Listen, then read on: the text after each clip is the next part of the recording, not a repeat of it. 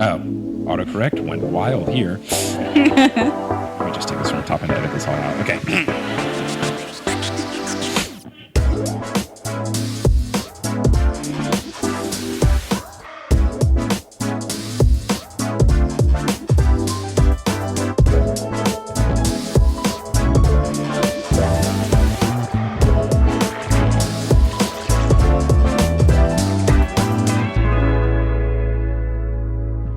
Sydney, Australia, New South Wales, what is good? I am so glad to be here legally approved by your government to perform the newest Olympian live. Make yourself a round of applause real quick for coming out to the show on such short notice. Gave you 10 days of notice to get tickets and get your butts here. So thank you all so much for coming out. I'm very glad to be here. And, literally everything tried to stop this from the visa stuff. I don't know if you were following that saga on social media where I was posting about it. Let me tell you, not fun. Don't recommend. Then there were scares about venue things and if this venue was going to work and all this other stuff. But we are here. And now that I'm on stage and people are here, I see you all. It's real. It's finally happening. It's the first ever international live show that I have ever done, which is cool. And it's very fun. I know there's like rivalries that Australia has with other countries. Let me tell you, the United Kingdom, furious. You're coming to Australia before London? Oh, it's quite nice. It just happened to work out. Kelly and I are here on vacation having a blast. You have a lovely city here in Sydney, but enough about that. You know you live in a cool place. We've got some very important things to discuss in the world of Percy Jackson and the Olympians. I can't talk about it alone, though. I never can, so I am joined now in person by someone who's been on the show, and you may have seen her incredible artwork at the merch table. It's Sarah Barra. Make some noise for Sarah.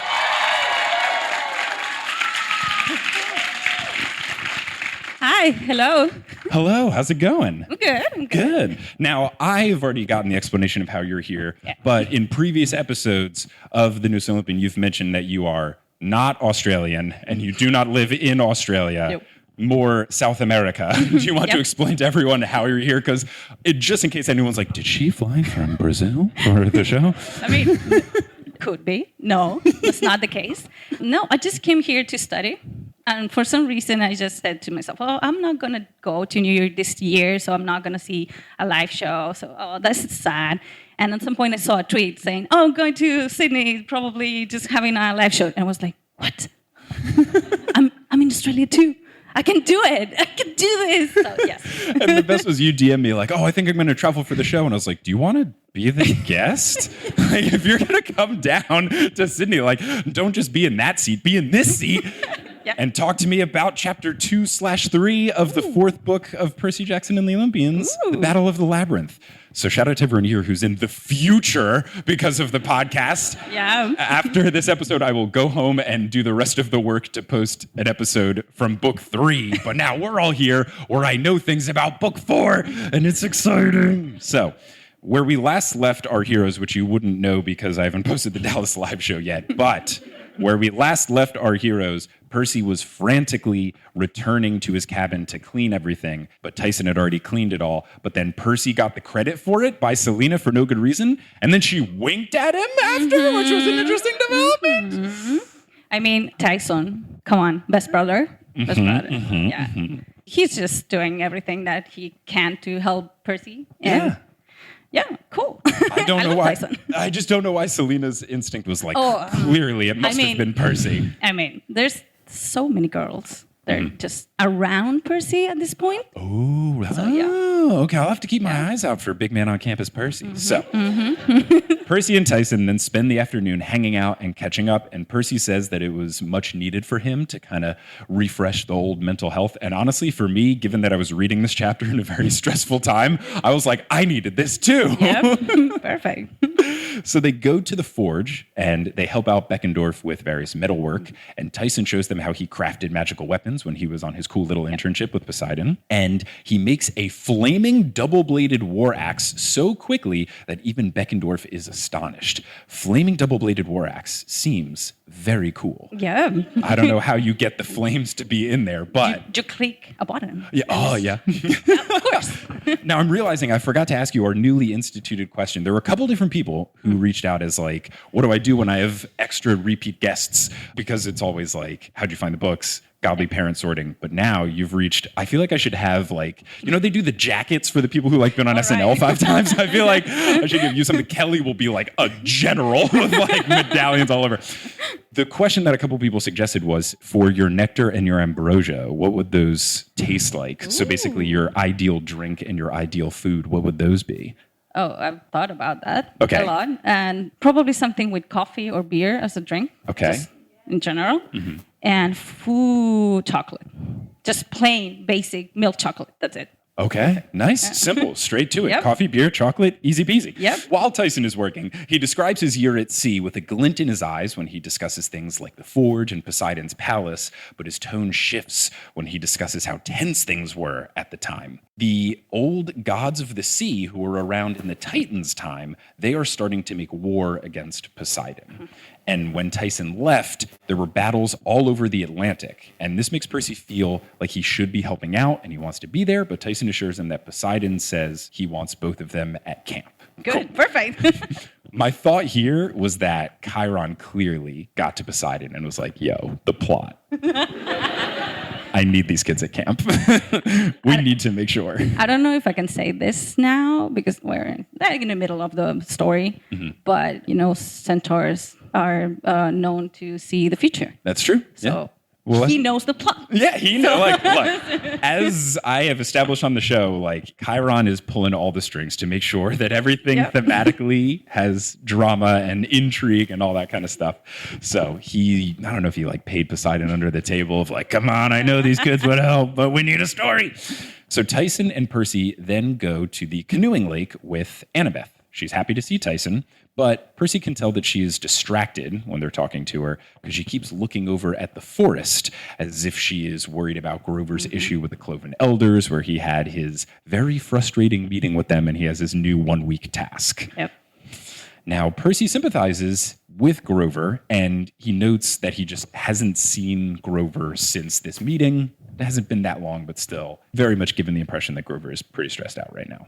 Percy, same. I mean, yeah, give me any sort of deadline, and I'm like, oh no, I have to actually do things now. Oh. Percy recognizes how tough this must be for Grover, though, because the task in general is super tough. Find Pan in a week? But on top of that, you also have the fact that Grover's dad and his uncle were both lost going after Pan, and I completely forgot about this. But still, like, how do you find someone Asian in a week? No, I have no idea. But my point that this is a shonen anime and everything needs to happen in a week. So, okay. Yes. I've not seen any of those anime. I'm familiar with the concept. But given that I've read 3 Percy Jackson books where it seems like everything has to take place in 10 days, when they gave them the 1-week deadline, I was like, oh, okay, yeah, the book. Like 7 days to find Pan, 3 more days of stuff afterwards. Sure, it's the 4th Percy Jackson in the Olympians book.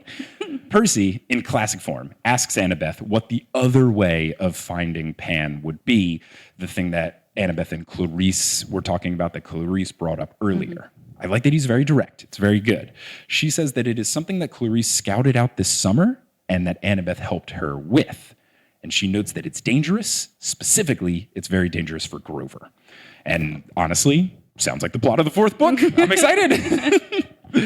Then Tyson says something incredibly surprising. He says, quote, "Goat Boy scares me." Yeah.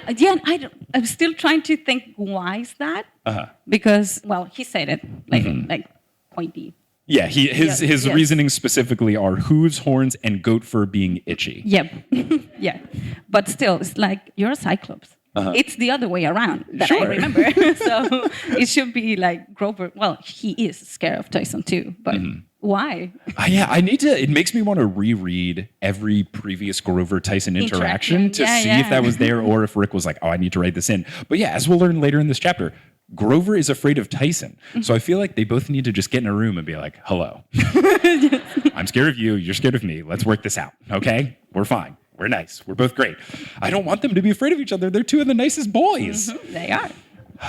Percy is very shocked by this as well, asks, Tyson gives his reasonings. It's valid. We all have our fears. I'm kind of claustrophobic. Do you have any specific fears? You also don't have to reveal it in front of 135 people. It's fine. It's falling. Oh, just falling? Yes. Heights in general or specifically just falling? falling? The sensation. Okay. Yes. So you're not a drop roller coaster. No. Would you do like a start on the ground, shoot you off fast roller coaster? Okay. Feet? Yes. Cool. Fall? No. Yeah. I got it. Yeah. For a long time, I hated drops on roller coasters. The only one I could do was Rock and Roller Coaster in Disney World in Florida because it starts from the ground. And even now, so the ones that are just like straight up drops, I'm like cost benefit, like I don't need it. But Tower of Terror, I can vibe with it. It's so good. Oh no. The theming of it makes it okay for me. Oh, maybe yes, but now. Tyson and Percy then head over to the sword arena and they see Quintus, which I don't think I've mentioned in the last episode. I believe that means 5 in Latin because I took Latin in high school, in case anybody didn't know that. But I'm pretty sure that means 5. I have no idea what the story of Quintus is because I haven't talked to Dr. Moy yet, but I'm just keeping it in the back of my mind like 5, maybe, maybe. And it might not mean anything. Again, to reference hanging out with Miranda, we did an escape room and there was one point in like the flavor text thing in the beginning where it gave you like a 4-digit number thing. And the whole hour that we were in the room, I was like, have we tried these 4 numbers? Spoiler alert. Didn't do anything. But for 60 minutes, I was ready, baby. It's okay. We escaped. Huzzah. All thanks to Kelly. When they go and see Quintus, he still won't tell Percy what is in the crates, something about like a triple G ranch or whatever. I'm very intrigued to see what this is. Still won't tell Percy what's in the crates. And Chiron nods in the distance. Yes, you can't tell them yet, of course. I'm just imagining the crates like Chiron went in with like a brandishing thing that says like, do not open until quest plot revealed. So he teaches Percy some sword moves, and narrator Percy notes that Quintus fights like a chess player, putting moves together, but you can't see the pattern until the final blow. And as someone that got really into chess during the first year of the pandemic, I love this a lot. That's a good one, yes. Because that's like definitely a thing that you do. You really try to plan out like, I want to do this so that I can do this, so that I can do this, and then I can do this. Did everyone get into chess during the pandemic? Because I wasn't playing, but I was watching people on streaming. Oh, okay. For some reason. Okay, so you were just viewing the... Yes. So were you caught up on all the current chess drama that's going on? No, what's that? If you want to, do it. Search in an incognito window, and I'll leave it at that. Okay. So Percy asks Quintus if he's always been a swordsman, and Quintus says that he's been many things, which is such a Chiron answer. This dude has gotten in we got his brain. double Chiron now. Normal Chiron and Quintus. Yeah, Chiron just going to keep hiring people, and then just like everyone talks in puzzles. Yeah. Oh, it's going to be ridiculous. But that's what happens when Chiron's in charge of the staffing at the camp.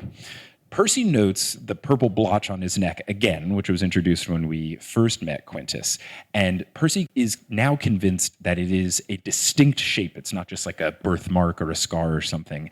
And he thinks it looks like some sort of bird. And then he just blurts out asking Quintus what it is. And I wrote in my notes in all caps, well, I hope it's not bad now that you've asked him about this. Could be super awkward. Narrator Percy, though, does point out in the next sentence, he goes, this could have been a rude question to ask. You could blame it on my ADHD. Sometimes I just say things without thinking about it. So, yes. Sure. At least he is realizing it. But yeah, my first thought was like, dude, yes, no. It might be a touchy subject. And we learn that it kind of is a touchy subject because Quintus is caught off guard because they're mid-fight while they're talking. He stumbles like a little bit. He hesitates a bit, and that allows Percy to knock his sword aside. And then when his sword is aside and they've stopped fighting, Quintus feels his neck and then just says, a reminder. So ominous. I don't know what it is. I don't know what the myth is, but all I know is this is bad. Shouldn't have asked Percy. Bad subject. Don't do that. No, but it does... Gotta say, does give a lot of intrigue for the reader. Of course. Sure. But Part of the plot. Part of the plot, but a bit of a touchy subject here. Percy realizes that it kind of looks like an old burn, as if he was branded, which sounds painful and terrifying. So, I don't know. We'll have to see what that turns into. So they continue to fight, but now Quintus is fighting him in a way where he can't ask any more questions, which I think is pretty good. And then Tyson plays with Mrs. O'Leary, who he calls Little Doggy. Little. So cute, so cute. So the best.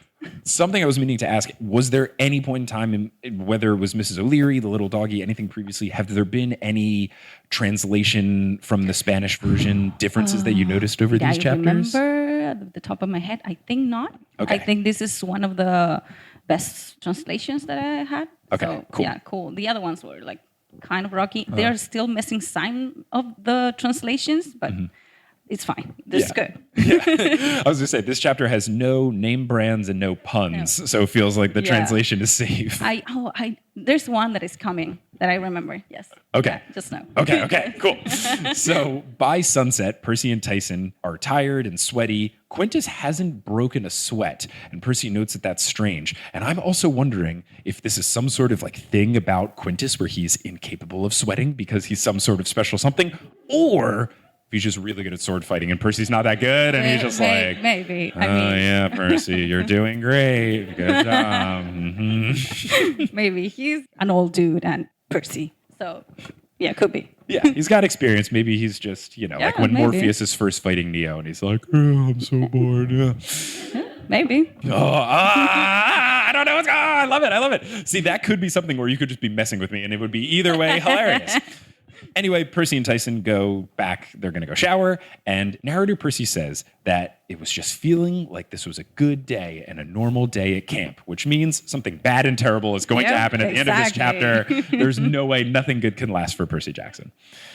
So it's dinner time, and they are walking across the crack in the marble from before when Nico got really angry and kind of Hulk smashed the ground open. Oof. Tough stuff. Tyson asks if it was an earthquake, and Percy says that it wasn't, but he doesn't say what the full truth was, and then he wonders, should I tell Tyson? And then he makes eye contact, literally eye contact with Tyson, and he just knows, I can't withhold the truth from my half-brother. I gotta just tell him. So he says that it was Nico, and he says that the reason that it happened and how it happened was that Nico is a son of Hades, and he made this happen. And the way that Tyson confirms this, he goes, the god of the dead people, and Percy confirms, which is so great, so solid. Percy tells Tyson that they looked for Nico in the spring, but to no avail, and he says that this whole situation about Nico and his dad being Hades is a secret, and that Tyson can't tell anyone, not even Chiron. Chiron for sure knows. So there's no way. There's no way he doesn't know. Even if it's not just because he's a centaur, because this is like juicy plot. Chiron for sure would know. He has to. But Tyson already put together the pieces that the Titans could use Nico as the weapon. So he's going to keep it under wraps.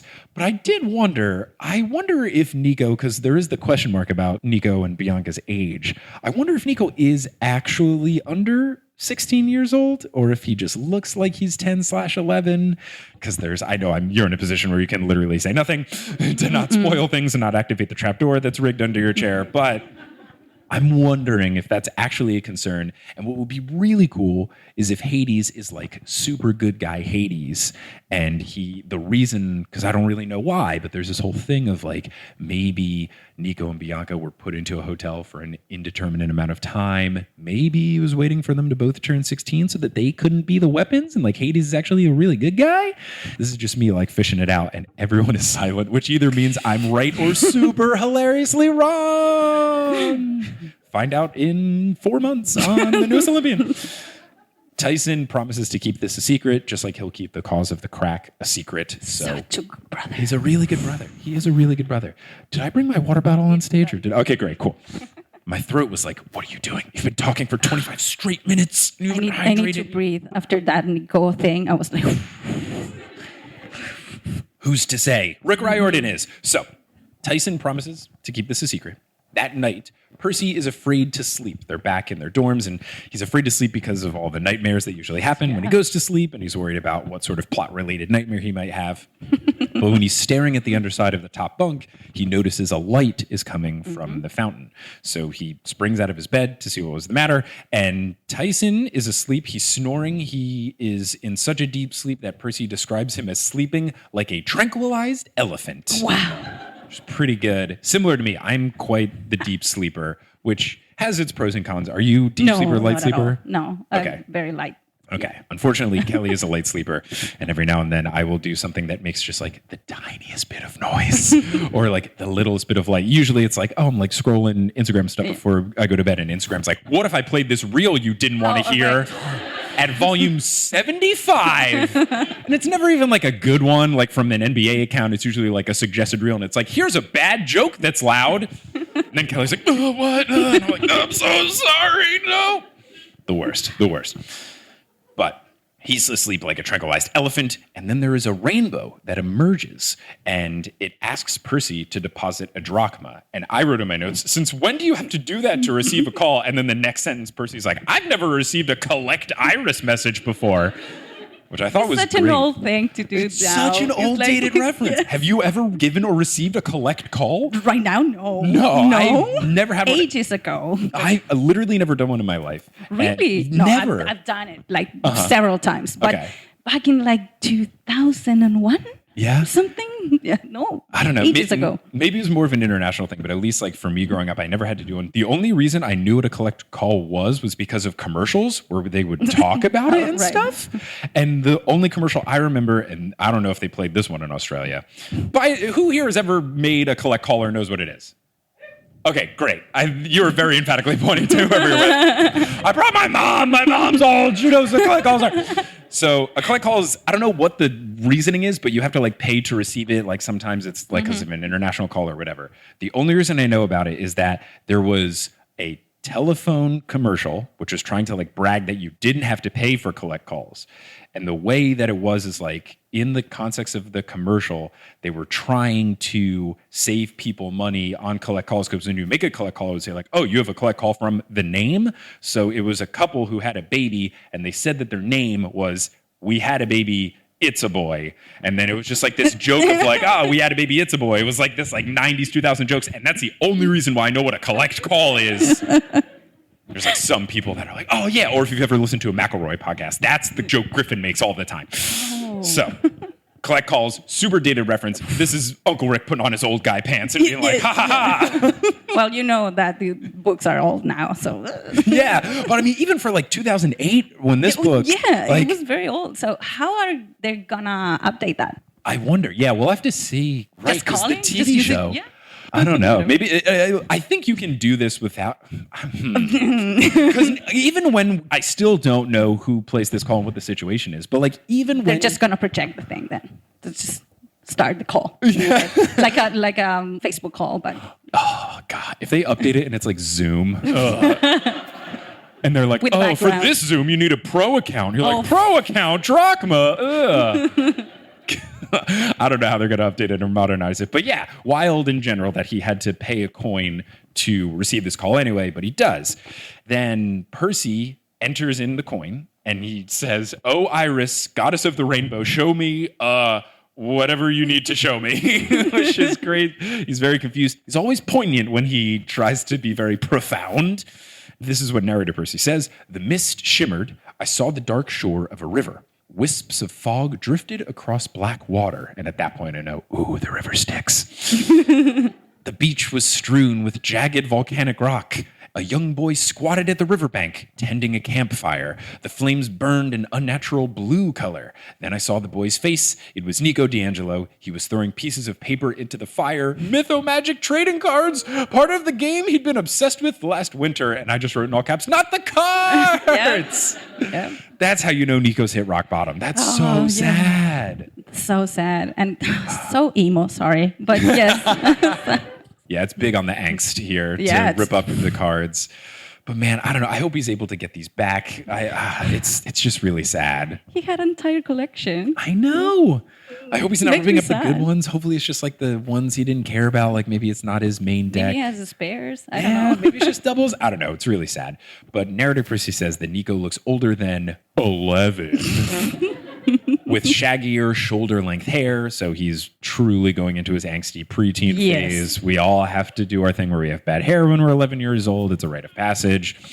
He has darker eyes, paler skin, ripped jeans, and an oversized aviator jacket over a black shirt. His face looks grimy, his eyes look wild, and Percy describes him as looking like he'd been living off the streets. So emo. Really? Yeah. Super edgy. It's like, oh, only MCR is on his iPod Nano.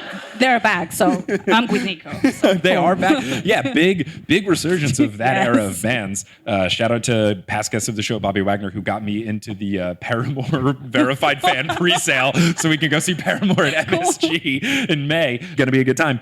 Now, Percy wonders who made the call if Nico didn't, because Percy's waiting for Nico to yell at him once he realizes he's on the other end of the call, but it seems like Nico has no idea that the call is happening. So Percy's thinking, who made this call? I have no idea. I might have a little guess based on something later, but we'll get to that. Nico throws in another card and he says, useless. I can't believe I ever liked this stuff. No. Which is the classic thing you do when you're 11 and you're like, I liked that when I was 10. When I was a different person. I'm so old and mature now. I'm not 10. I'm 10 and a half.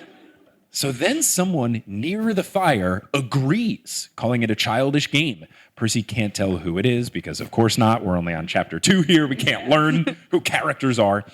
So Percy realizes that Nico is camping in the underworld near the river Styx. Nico says he's failed and there's no way to get her back. Obviously talking about Bianca, who I'm not convinced is dead, or at least I wasn't going into this chapter. And when these people kept talking about her being dead, that slowly watered down and I started to feel less sure. But I'm holding true. The other person stays silent once Nico says this. So then Nico goes, oh, okay. Is there another way? And he commands this person to speak. And what we learn is that it's one of those ghosts from the underworld where you can't really get a good sense of what they look like. When you look them directly in the face, it kind of looks like nothing. This person says that it's never been done before, but there may be a way to trade a soul for a soul. And Nico says that he's offered, which is really cute. It's so sweet that he's tried to do that for his own sister. But the ghost says that it cannot be a soul that Hades will eventually collect. It has to be someone who has cheated death.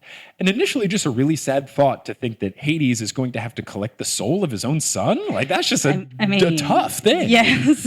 Well, he's a demigod. He's going to die at some point. Probably, statistically, yes. Yeah. Nico is reluctant since this is murder. Good instinct, Nico. Good, yes. It's like, I don't want to do that. That's murder, and I've been told that's bad. Huzzah!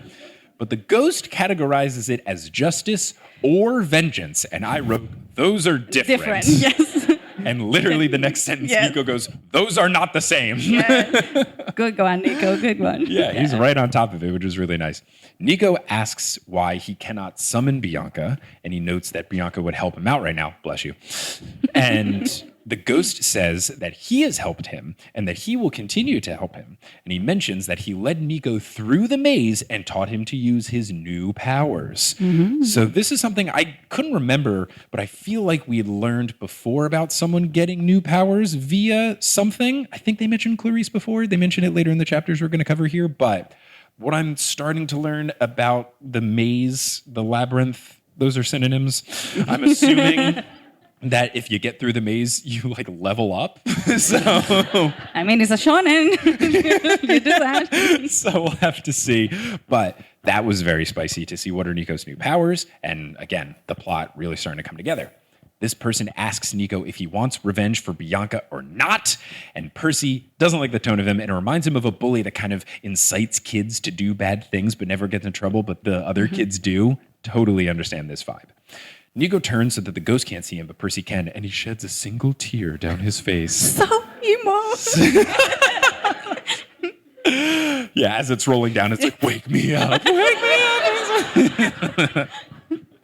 So Nico asks, okay, what's the plan? The ghost begins to reveal the plan, and then the woman, I'm assuming Iris, butts in and says that you need to insert another coin for 5 more minutes, because of course. Yes. And then, of course, on top of this, of course, there's no coins left in the fountain. There's no coins left in the pockets of Percy's pants because Chiron has stolen all of them to make sure that this would happen. And as Percy is springing to his nightstand to try to get some more drachmas, the call drops out. And Percy has a sinking feeling that Nico is going to come after him. But I don't know that I would qualify Percy as someone that had cheated death. I feel like he could get to that status, but I feel like there might be other people more likely that would be in the cheat death category. Thalia really comes to mind because she was going to die, and then she was like, just kidding, I'm a tree now.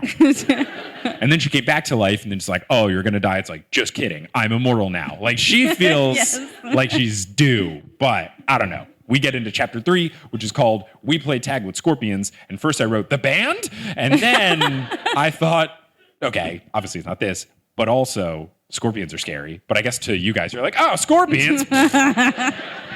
You mean flies? The amount of things, Kelly and I thought it would be cool and fun to go to the Australia Museum, which was cool and fun. But Kelly's a little scared of some of the wildlife. And we went to the wrong museum because there's multiple wings about stuff that could kill you. Yes. And it's just like everything. You all have poisonous shells? What do you do? What? Shells? Come on. It's wild. Yeah, I've been here just 2 months. I'm trying to avoid everything that is wild. So. Cool. Yeah, so I feel like there's got to be some sort of thing where scorpions come into the camp, kind of like when the hellhounds have come in. That's my guess of what's going to happen. We'll have to see. So the next morning, there is commotion at breakfast because apparently around 3 a.m, an Ethiopian draken was seen near the camp borders. He was looking for weak spots until Lee Fletcher, new name drop, Lee Fletcher led some Apollo kids to chase it away. Of course, Fletcher would be in the Apollo cabin. Yeah. Come on. Come on. Oh, Lee. Sorry. Okay. I'm excited. I mean, I figured when he had a last name that Lee was going to stick around. That usually means, as we'll see later in this chapter with Chris Rodriguez, like once you get a last name, like you're good, at least for 2 books. Now, Lee says that despite the Apollo cabin kids hitting it with 20 arrows, it is still out there. It was 30 feet long, and it had terrifying, bright green eyes. Oof. Again, scary for me. You guys are like, Tuesday. Chiron tells Lee that he did well, and he encourages everyone to stay calm because this has happened before, but also stay alert because it's a 30-foot dragon. Quintus warns that it'll happen again more and more frequently, just destroying the vibes at breakfast. And the camp begins to murmur because of the Luke rumors. Quintus says that it's a good reason for new war games, which they will test out tonight. And then I was thinking, maybe the war games involve the scorpions. Chiron proceeds to do the blessing for breakfast, and then they eat. And then he and Grover go to the cabin 3 table, and Tyson finds an excuse to leave. His excuse is that he needs to polish his fish ponies. Yes. Of all the people to find an excuse to leave, I didn't think Tyson would be on top of the social knowledge of, lie to leave an awkward situation. Yes. And to do it spectacularly poorly, great. It's so good. It's so good. He's such a very good addition in this book. Love it. And also, he just changed a lot since the last time we saw him. So good. The growth is great. I love that he's back. I missed him, and it's fun. It's good to have him back in his new form, for sure. So Chiron asks Percy how he slept, and Percy says fine, and immediately thinks, that's a weird question to ask. I'm assuming, or at least my guess was like maybe he was trying to see if he had any weird nightmares. Chiron loves a good plot. Trying to see like, any good dreams last night, Percy? It does make Percy wonder, though, if Chiron knows about the iris message. Obviously, the drachmas. That's why they were all gone. Yeah, for sure. Now, Chiron says that he brought Grover over so that they could discuss matters, and then he leaves because he has IMs to make. And then I thought, did he do the iris message? That would be on brand, but also how would this happen? Maybe that's why it had to cost money because he did it from afar. Not really sure how it all works. I'm sure I'll learn in 12 chapters. Percy asks Grover what Chiron is talking about, and Grover is distractedly eating his breakfast, fork tips and all. Ugh. And he says that Chiron wants Percy to convince him. Doesn't say of what, but then Annabeth slides in. Woo. Yeah. Woo. The reason that she slides in is because it's the point in the book where we learn about the quest, and Annabeth always tells us about the quest. Love the formula. So she says that it's about the Labyrinth, capital L Labyrinth. Percy notes that everyone at camp is glancing at them and whispering, and he's also worried because her sitting there is against the rules. What a dweeb! Come on, dude! Your crush is sitting next to you, and you're like, but it's against the rules! Who cares? Well, you have those 2 points. People whispering because I mean, she's breaking the rules. That's a major thing between Greek gods. So, cool. And also because it's Annabeth. Yeah. Everyone knows her. And next to Percy. And everyone actually knows what's going on there, except Percy. Yeah, I would say everybody knows what's up. Percy doesn't know what the punishment is for switching tables, but he fears that Mr. D would strangle her with vines if he caught her, but he is not here. Quintus looks over and raises an eyebrow, but does nothing more. Quintus, super chill dude. Loving Quintus here. Like this a lot from him. So she levels with Percy that Grover is in trouble, and the only way to help is with the Labyrinth, which is what her and Clarice were scoping out. So this is very, very exciting. Percy asks if she means the maze where they kept the Minotaur back in the day. And Annabeth confirms. And Percy asks another follow-up question. I love that he's doing this on behalf of the reader by asking, oh, is it this hyper-specific thing that I'm asking so that the reader can say, yes, that's what it is. Percy asks if it's no longer under the king's palace in Crete, asking if it has also moved to the United States and if it's under a building here. And Annabeth scoffs at the notion that it would fit under a building because it wouldn't even fit under a city. Inspired by his iris message, Percy asks, is it part of the underworld? And Annabeth says no, though some may wander from the labyrinth down into the underworld. She says that the underworld is way down, but the labyrinth, quote, is right under the surface of the mortal world, kind of like a second skin. It's been growing for thousands of years, lacing its way under Western cities, connecting everything together underground. You can get anywhere through the labyrinth. The second skin part has several meanings for the ones that actually read the entire thing. So Ooh. I was going to say, second skin was such a weird way to describe it that weird. I thought it's got to be. If you know, ooh. Okay, I'm excited. Grover adds onto this description, quote, if you don't get lost and die a horrible death. Grover, not a Labyrinth fan. Annabeth says that there has to be a way, citing that Clarice got through. And now I'm wondering, okay, we're going to learn about Clarice's secret mission. We will. Grover says she barely made it through, and the other guy, and Annabeth finishes his sentence correcting that he didn't die, he was just driven insane. To which I wrote, no big deal. And then Grover has a similar retort where he's like, oh yeah, okay, now I don't feel bad. Percy asks for them to fill him in, and he catches Clarice looking at them, and he's pretty sure she knows what they're talking about. So Annabeth starts to tell Percy what happened. Percy is, one, glad that she's not mad at him anymore, and two, he's loving that she's breaking the rules for him. So Annabeth says that the secret mission was a secret because Clarice found Chris Rodriguez. And I remembered, the Hermes Cabin defector. And Percy literally asks, the guy from the Hermes Cabin? So I'm very much online with all the characters. I was really on all cylinders with them. Annabeth confirms, saying that last summer he just appeared in Phoenix, Arizona, near Clarice's mom's house. Apparently he was wandering in the desert in full Greek armor, babbling about string. He, according to Annabeth, went fully insane. Clarice brought him to his mom's house so that the mortals wouldn't institutionalize him. Good idea. Chiron came to interview him, but all he could get out of Chris was that Luke's men were exploring the labyrinth because, of course, they were. We can't just have one scary thing. Luke also has to find a way to be involved. Yep. So many plots. Then they always come together. Percy feels bad for Chris since he wasn't that bad of a guy, but then he asks why Luke's men and various non-mortals were looking for it. Annabeth says that they weren't sure, which is why Chiron sent Clarice to try to figure out why does he care. Chiron kept things under wraps so that no one would panic, and he got Annabeth involved because she's a big old nerd for the labyrinth because of the architecture. Quote from Annabeth, the builder Daedalus was a genius, but the point is, the labyrinth has entrances everywhere. If Luke could figure out how to navigate it, he could move his army around with incredible speed. And I was very excited because Daedalus is in Hades the video game. So, something I know. But all Daedalus does is give you upgrades to make your weapon stronger. There was no mention of labyrinths and stuff, so even though I know the name, I don't think it's really going to help me that much. Percy asks, but it's a maze, right?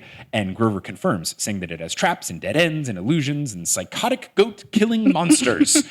Annabeth jumps in to say that those aren't an issue if you have Ariadne's string. Quote, in the old days, Ariadne's string guided Theseus out of the maze. It was a navigation instrument of some kind invented by Daedalus. Hence Chris's mumbling of string. So starting to all come together. Percy thinks that Luke must be looking for the string, and he asks what he could be planning. Annabeth says she doesn't know, and she guesses that maybe he wanted to enter the camp via the maze, but she thinks that doesn't make sense because the closest entrance Clarice found was near Manhattan, and them dismissing this as the plan makes me think it's the plan. Like, it feels like it could work, but because they've mentioned it, maybe not. I don't know. I'm really on the edge of my seat here. Clarice tried looking into tunnels, but it was really dangerous and she had a few close calls. Annabeth tried to research Daedalus as much as she could, but it didn't help that much. So she's not sure what Luke is planning, but she is sure that it is the key to Grover's problems. Percy asks if she thinks that Pan is underground. Annabeth says that it would make sense since no one has been able to find him. So at this point, I'm super stoked. There are so many things that are coming together, and I get it because it's the fourth book and we only have one left, but lots of different things are all linking up. It's nice. So many plots in this book. Yes. Talk about strings. Grover shudders at the mention of going underground. He says that satyrs hate going underground, listing the lack of flowers, the lack of sunshine, and the lack of coffee shops as reasoning. Same. And, I mean, yeah, I get it. But also, I feel like the coffee shop thing was a pretty recent development for Grover. So for him to list that as why the satyrs don't like it. But as Kelly and I have learned in Australia, big coffee town, Kelly's been, I think, like, you know how 70% of your body is water? I think 50% of Kelly is flat whites. She decided she liked flat whites before coming here, before knowing it was an Australian thing. And now Kelly's in flat white heaven. She's having a great time here. The other thing is that him saying there's no coffee shop in the underground, I find hard to believe. Because there's got to be a coffee shop called the Underground. I'm not going to say anything. Right? Like, come on. There's no way there's not a ground-related pun there. So Annabeth warns that the labyrinth can take you anywhere, and it was designed to read your mind and then fill, trick, and kill you. So that sounds scary. Fun. I don't know. I've only done like one or two cornfield maze type things. I wouldn't say I'm a big maze guy. I do love that one Windows 98 screensaver, sure, but maze that could kill you? I don't know. Feels like a nope from me. No. However, Annabeth mentions that there is a possibility of making the maze work for you, for in italics, and in this case for Grover, that would mean finding Pan. Grover says that he can't do it. Quote, just thinking about it makes me want to throw up my silverware. Annabeth says that it's his last chance. He's only got a week. You just got to go for it. Quintus then clears his throat in the distance, which gives Percy the sense that he doesn't really want to cause a scene, but Annabeth's extended presence might be a bit of a problem at this point. So Annabeth says that they'll talk later and squeezes Percy's arm a little too hard. Ooh. And tells him to convince Grover to make this happen. She returns to the Athena table, ignoring everyone staring at her. We all need to live our life like Annabeth. Gosh.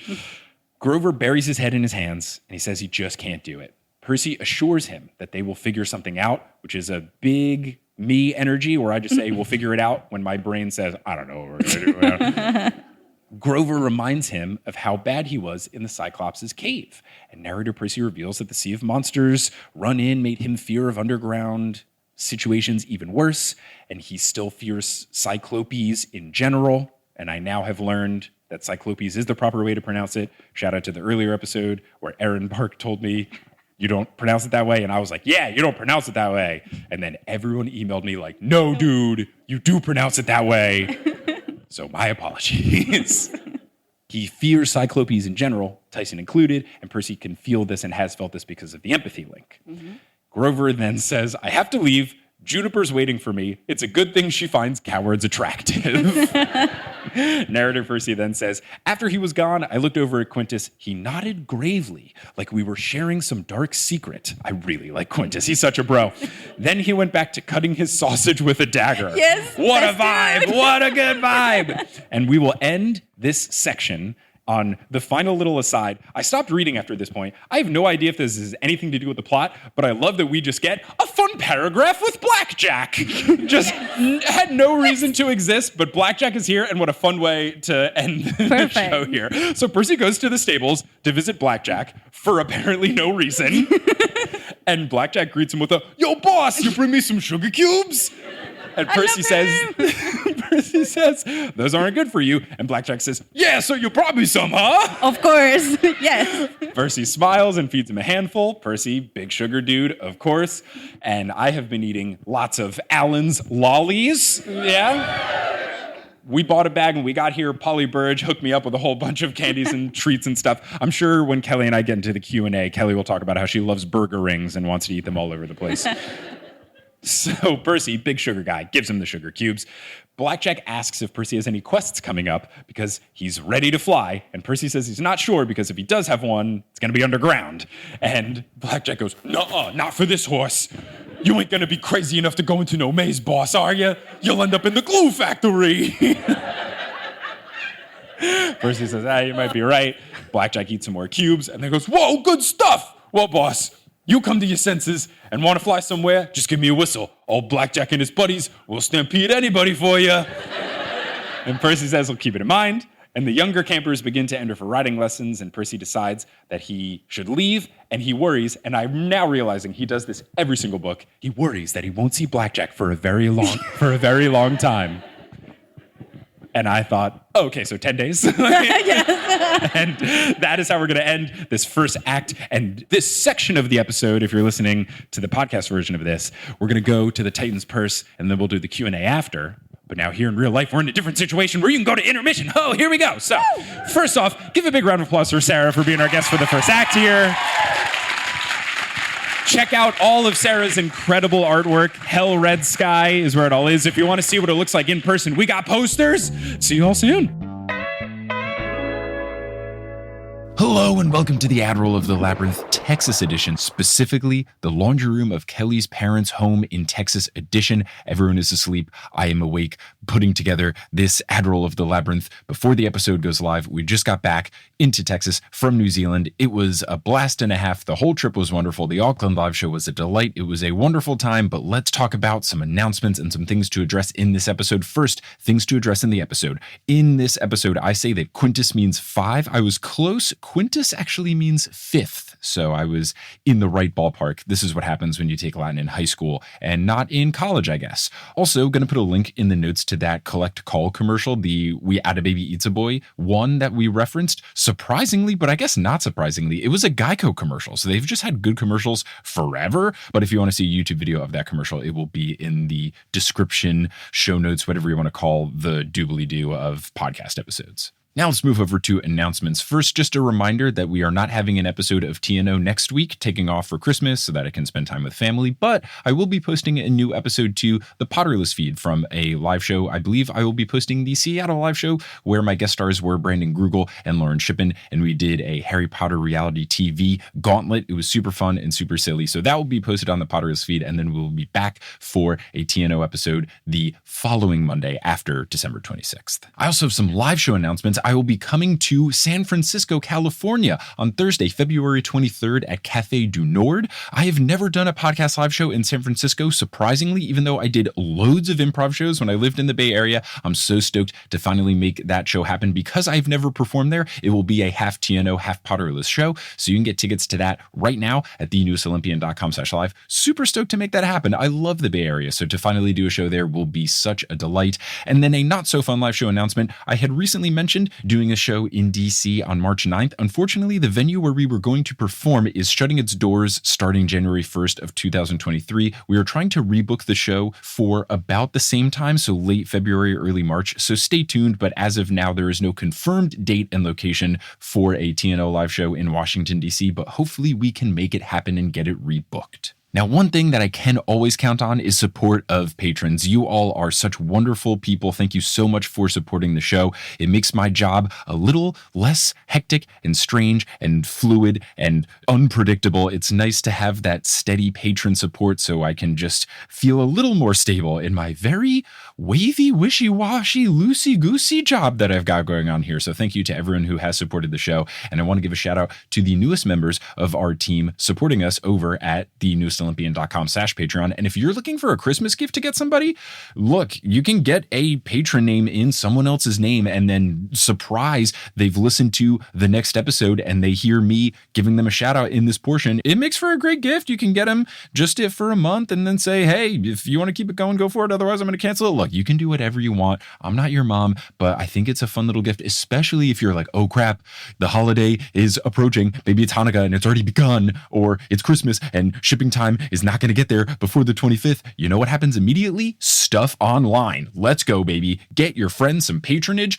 to the Newest Olympian. You could also get him a full year of the Newest Olympian, and you do get 15% off when you sign up for a full year. That's a cool thing. Anyway, let's give shout outs to the newest members of our team. Shout out to our newest Mega God tier patrons, That One Smart Chick and Jay Anansi. Shout out to our newest God tier patrons, Kaylee B and Miss K and the Cool Kids. I did get a message from Miss K saying that she is a teacher and she plays parts of episodes of TNO for her class and they enjoy it. And I love that. I love everything. So Miss K and / the Cool Kids, if you were listening to this, I can confirm you are all very cool. And just like your name here on Patreon says, cool, KOOL in all caps, well deserved. So huge shout out to Miss K and the Cool Kids. And shout out to our newest demigod tier patrons, Kylie Kugler, Raccoon Moon 149, Lilypad, The Sorceress, Geo Grun, Kendra Copeland, Vicky, Jill James, and Zan Harp. Thank you all so much for your support. May Hermes bless you so that if you are hoping that a particular holiday gift arrives in time for you to give it to whoever you are giving it to for the holidays,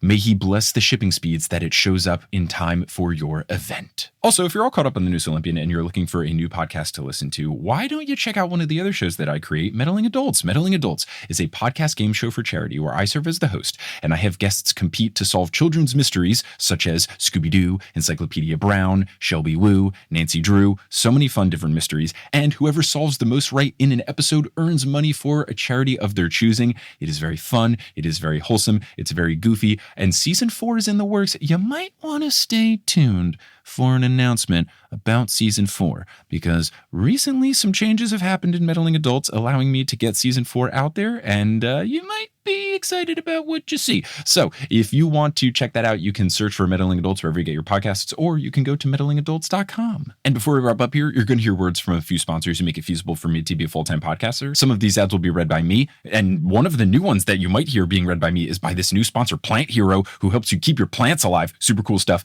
Others are inserted locally, and shout out to all the folks who let me know about the weird gambling ads that have been coming through lately where they aren't categorized as gambling, even though I have gambling blocked. So shout out to all the folks who have pointed that out to me. I am currently in talks with my hosting site to get all of those squashed, but those ads are inserted locally. So if you are in New Zealand, you might hear an ad for going on tours of Hobbiton, which Kelly and I did. She's a big Lord of the Rings head, and honestly, it was really cool. I'm not the biggest Lord of the Rings guy, but the tour was pretty sweet, so you might get an ad for that. Who's to say? But once those ads are complete, we'll get back to this episode of The Newest Olympian.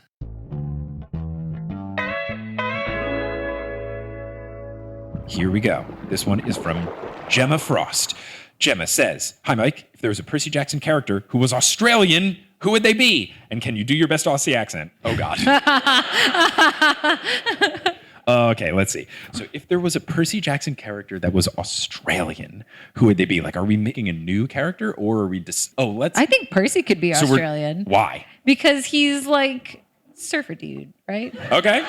He's got like sandy, he's described as having sandy hair. He's always in the water and like that's the vibes I'm getting, at least from like our last 2 days here. Yeah, okay. I could see it. Yeah. I mean, that makes sense.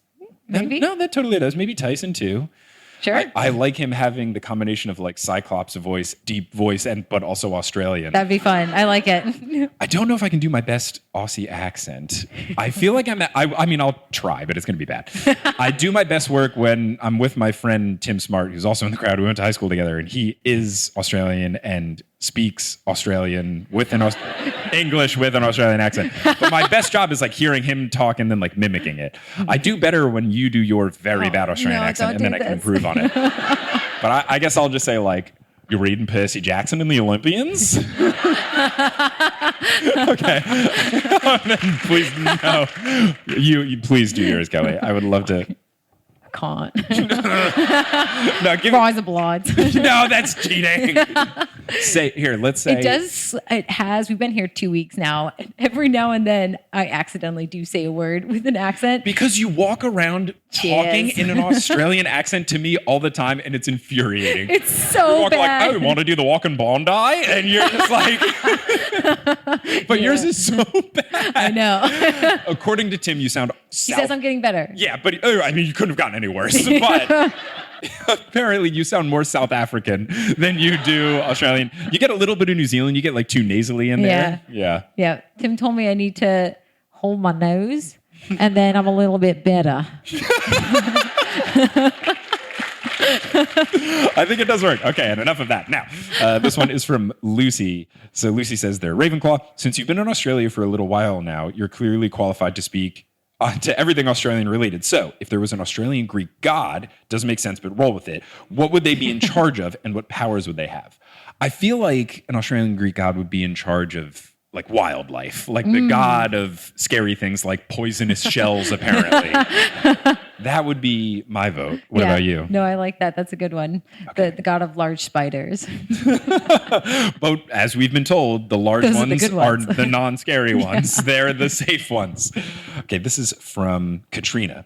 It says, hi guys, really enjoying the show. I love that you/Mike is as obsessed with the Marrying Mr. Darcy game as I am. Oh, yes. Do you have a favorite character to play as? So Marrying Mr. Darcy, they are not sponsoring this. I should reach out to them. Because that's the closest I'll get to Pride and Prejudice sponsoring me. I keep mentioning it on all my podcasts. I don't think Jane is going to like rise from the dead and be like, yeah, sure, here's some money. But there's a card game called Marrying Mr. Darcy where you play as one of the heroines from Pride and Prejudice, a perfect book, and you try to win the favor of the various male suitors from Pride and Prejudice, and you can marry Mr. Darcy, but you can marry other people, and you get certain points, like if your character is a better fit with someone else. It's very fun. I forget, because each of the characters has like particular upgrades. You like playing as Caroline, who lets you draw two cards, right? Yeah. Caroline lets you draw two cards and decide which one you want to play. And I like that. I think it's a very good fit because Caroline is the most annoying character in the books. And she's the most annoying character for someone to play in the game because it makes the game take twice as long. Because every time you draw a card, you get to draw two and then pick which one you want and discard the other one. So it's very on brand that there was a point in time where I was reading it. I was reading Pride and Prejudice and Zombies. And I was like, oh, right, Caroline's the worst. And then we played the game and I was like, Caroline's the worst! I like to play as Lizzie just because I enjoyed her in the book and her goal is to marry Mr. Darcy. So I feel like I'm doing what the game says on the tin. But I also like playing as some of the sisters that are just like straight up. They don't have any like power ups. They just have like better stats or something. Like I think they're just like very simple. It's like nothing special, but it's just like, oh no. Who's the person that you get to steal a card when party card shows up? That's my favorite. That's Mary. Okay. No. So Lydia, thank you. It's Lydia. That was also great for the Lydia. Lydia is my favorite because party cards, every now and then, it's like maybe 10% of the cards are party cards where you flip a card and then you have to do a party card where everyone gets a play. Usually it's just like flip a card and just that person does the things, but party card, everyone does it. You roll dice and either good things or bad things happen. But when Kelly and I play and you flip it, it says party card, we go, party card! And then talk in high T voices the whole time. But when you're Lydia, you get to like take a card from one person every time a party card is flipped. So I'm already happy when it's party card, but then I'm doubly happy because I get to steal a card from someone. So those would be my votes. That's great. What a fun question. Okay. This one is from Melinda. Hey guys, welcome to Australia. Hope you're both having a great time. We are. My questions are: 1, what is your favorite Australian word from your travels so far? Brekkie. Brekkie? You like Brekkie? It's pretty good. I like that people say it with a straight face. Yes. Because it's such a silly, like kiddie-ish word. But when we were in our hotel, they had a all-inclusive breakfast, but like you had to get a particular hotel thing with the breakfast included. So they like check your name. So very seriously, the person checking in was like, are you here for Brekkie? It was just such a serious way to ask such a silly question. We were also saying we really like holiday. In the US, we say we're going on vacation or we have vacation time. Yeah. I like saying I'm going on holiday. Yeah. It makes it sound so much more fun. It's so important where it's like, I am observing Mike holiday, no emails allowed. Like it makes it feel more serious, like more don't talk to me. I'm on holiday. But I also really liked, what was the guy when I got my rain jacket back from the airport? Did he say days. Happy Days?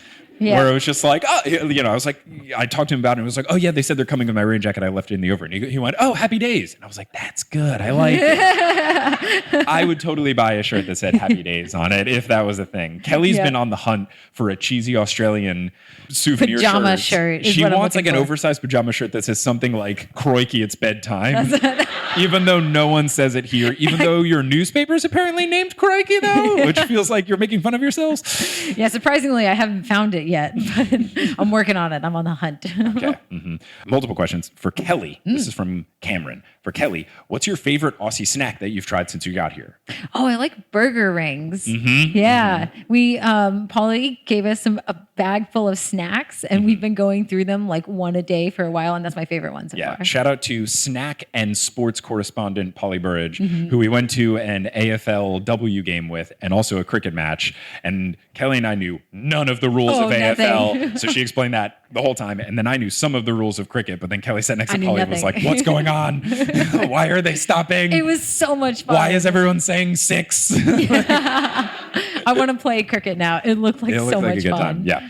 Cameron has also included the instructions for a Tim Tam Slam. Don't worry. We're going to Tim Tam Slam with some Milo. So do not fret. Now, these are the questions for Mike. What do you have to say to anyone who listens to your podcast at a speed greater than 1 time X speed? Are you okay? My teachers would be so surprised because I got docked infinite points for talking too fast in classes. But if you can do it, power to you. But I don't know how you do it. Cam continues, would you ever do a Meddling Adults live show? I did, and you can buy the replay of it at meddlingadults.com/merch, and all the money goes to charity. But yes, I will do another Meddling Adults live show at some point in the future, and season 4 is coming, fear not. So this one is from Michael, who took on what you normally put as the email questions where you say, live show question from your wife. This subject one says from, not your wife. Of all the Australian animals you've read about in museums/seen, which would you prefer to kill you? Or alternatively, which do you identify with the most? Which do I want to kill me? Well, not the shell, because I read how that one kills you, and that's horrible. Yeah, those are rough. It's all like, all the sea creatures feel like poison, and I don't think I want to do anything I don't think I want to predict my own death right now. We're still here so for let's a while. go with which one do you identify with the most? Koalas, they're very sleepy. They're super sleepy. And I like the fact that they only eat poison. I like the kangaroos. Kangaroos? It seems like a pretty generic answer, though. I want a cooler a bird. Like one of the koels. Bin chickens? Bin chickens. I like the bin chickens. Koels. I like koels. Okay. They're just constantly saying their name. Yeah. I identify with that. Pretty good. I really liked... I don't know if I identify, but I did really like the rock wallaby that we saw in the zoo, where it was just like hopping around. It was just like just like doing its own thing, looked like very content and happy. Yeah, he was real close to us too, and he was very unfazed and just stopped for a while, hung out like a foot away from us, and then just like hopped off. It was great. Yeah.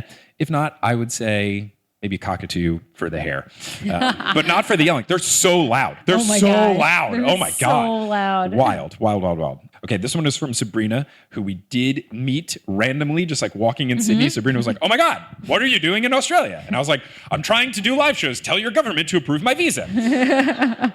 So Sabrina says, I wanted to ask, how has it felt growing into your roles and becoming people who are recognized internationally? I guess growing into the roles of the show, it's every now and then I have to pinch myself and realize it's fun and weird, but it's cool. I just like feel very at ease because this feels very natural to me. But every now and then I have to take a step back and be like, oh, right, I'm on vacation, but I'm also doing an international live show. Like the fact that I had to go through all the visa stuff made it feel a little more real. But now that it's actually happening is very cool. What about you? Is falling into you've stumbled into loving doing the merch table, which is cool. I love doing the merch table. It's fun. I get to talk to everybody and meet everybody. It's a good time. Yeah, it's very strange to be on vacation in Australia and then do this. It's cool. It's fun. Yeah, it's a good time.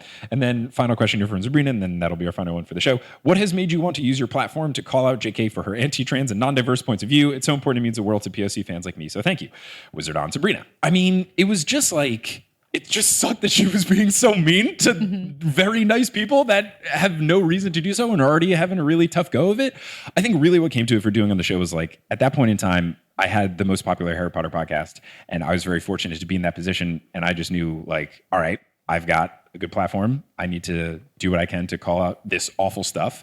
And whether I have a bunch of people leave and leave me 1-star reviews, which they did, I'm going to call her out every single episode. I'm going to bring Jackson Bird on to talk about from his experience as a trans man, why he thinks it's bad. And I just thought it was worth doing. And that was the whole thing. When she started doing it, it was okay, I have two directions. I can either stop the show now because I feel bad and don't want to give her any play, or instead I can use what I have here for good and try to explain from what I have learned, because I'm just a straight white cis male, so I'm just trying to learn and be my best as I can. If I can share what I have learned as well and bring other people who are way more knowledgeable than me into the mix, then that is what I wanted to do. And that's also why we did the diversity episodes and stuff like that, because I think a big key, and podcasting has been big for this with me, I realize like I need to know sometimes when to like stop and let other people talk. And that is just the approach I took for that and all the other stuff. And that's all I tried to do there. So yeah.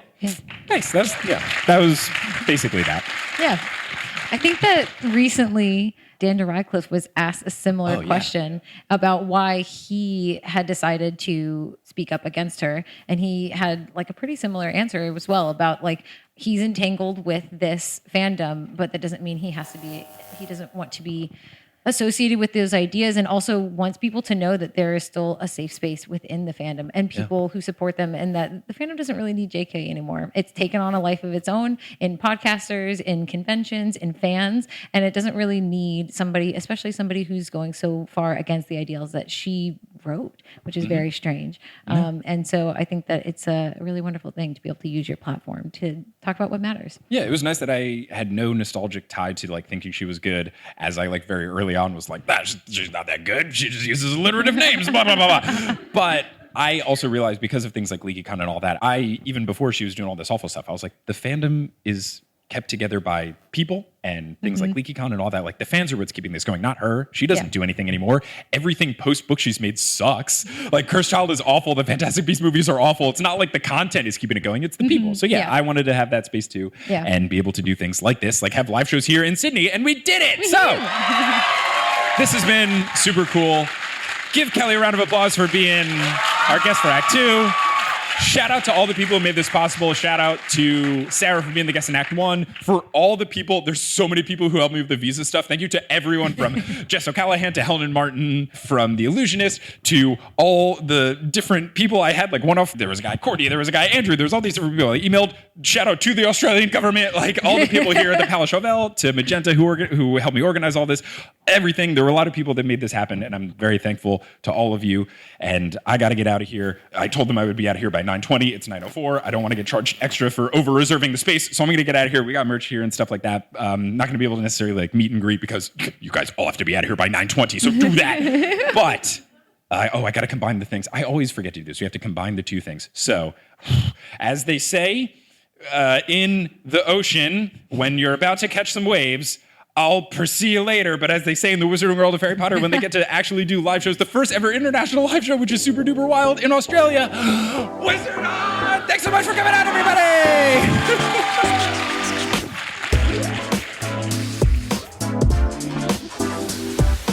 Hey, thank you so much for listening to this episode of The Newest Olympian. This podcast is created, hosted, and produced by me, Mike Schubert. I also run the social media and the website. Our editor and TikTok account runner is Sherry Guo. The music is by Bettina Campamanes and Brandon Grugel, and the art is by Jessica E. Boyd. If you want to get involved in the community around the show, you can do so on social media. We are at Newest Olympian on Twitter, Instagram, TikTok, and Facebook. Facebook also has the spoiler group and the spoiler-free group. We also are at reddit.com/r/The Newest Olympian. If you want to take it to the next level, you can get in on the TNO Discord by joining our Patreon by going to thenewestolympian.com/Patreon. Speaking of that Patreon, that's where bonus content lives. If you're looking for more TNO content, bonus episodes, director's commentary, monthly live streams, those all live there. And speaking of that Patreon, I want to give a huge shout out to our producer level patrons: Lotta Bartova, Kelsey Gillespie, The Damn Steam Nuggets, Emma Cooey, Vicky Garcia, Ellie Hoskovchova, Veronica Bartova, Haley Hastings, Robin Garcia, Frida Vikstrom, Megan Moon, Tuff Beifong, Olivia Y, Craig McRoberts, Taylor Payne, Giselle Salvador, Peter Johnson the Twin, Sabrina Balsiger, Boney Pony, Heather McMillan, Casey Williams, Polly Burge, Nikki Harris, Tatiana Schmidt, Sandra Rose, Bridget Lowry, Josh Sayre, Josh Wilkie, Abby Ryan, Wise Girl, Ashton Gabrielson, Marco Redhouse, Falcon Joey James, Christopher William Boucher, Lux, Caden Mack, Sam Reeby, Carly Allen, Riley Kiedis, Mary Kelly, Audra, Mackenzie, Mrs. O'Leary, Aaron Wood, Rodith Kalna, Milo Kim, Fred Cabras, Harlan Christ, CC Reeds 23, Sandkopf, Julia Kendall, Emil Oskar Thomason, Noah Bundgaard, Liz Cardigan, Shatzabobs, Michelle Spurgeon, Zachary Hamilton, Ginger Spursboy, Rachel Bernatowicz, Sarah Neal, Ricky, and Francesca Pacheco. If you want to help out the show in a non-monetary way, spreading it via word of mouth is essential to the podcast's growth. If you think of someone that would like the show, you could reach out to them directly, say, hey,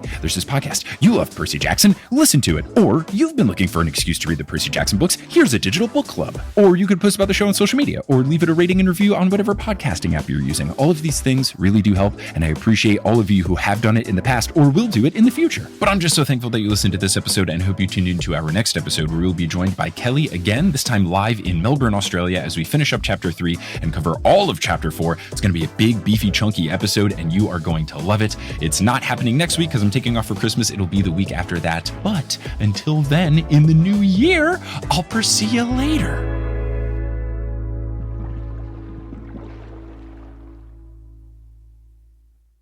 Hey everyone, how's it going? It's me, ASMR Mike. So for this ASMR Mike segment, I'm going to be playing some bird sounds that I heard recently on a hike when I was in the South Island in New Zealand. I can't tell you what the name of this bird is. Feel free to send me an email if you know what it is. All I know is that the chirping is very cool, and I hope you enjoy.